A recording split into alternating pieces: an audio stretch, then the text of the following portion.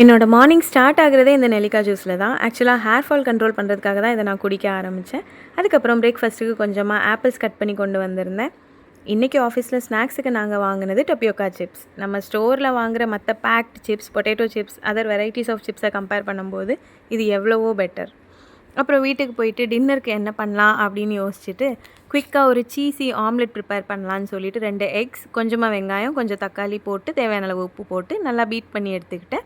அப்புறம் பேனில் கொஞ்சம் பட்டர் எல்லாம் அப்ளை பண்ணிவிட்டு கொஞ்சம் நிறையவே பட்டர் அப்ளை பண்ணியிருந்தேன்.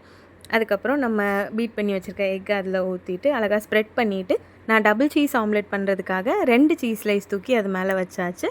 வச்சுட்டு இந்த மாதிரி 4 கார்னர்ஸையும் அழகாக ஃபோல்ட் பண்ணி எடுத்துட்டேன். அப்புறம் ஃப்ளிப் பண்ணி 2 சைடும் குக் பண்ணணும். எனக்கு எக்கு உள்ளே ராவாக இருந்தால் பிடிக்காது. அதனால் கொஞ்சம் நேரம் குக் பண்ணி எடுத்துட்டு பெரி எனக்கு ரொம்பவே பிடிக்கும். அதனால் அதையும் ஸ்ப்ரிங்கிள் பண்ணி எடுத்து இந்த மாதிரி கட் பண்ணி பார்த்தா உள்ளே செம்ம சீஸியாக சூப்பராக இருந்துச்சு. ஆம்லெட் லவர்ஸ் இதை கண்டிப்பாக ட்ரை பண்ணி பார்க்கணும். ஏன்னா அவ்வளோ டேஸ்ட்டான ஒரு ஆம்லெட்.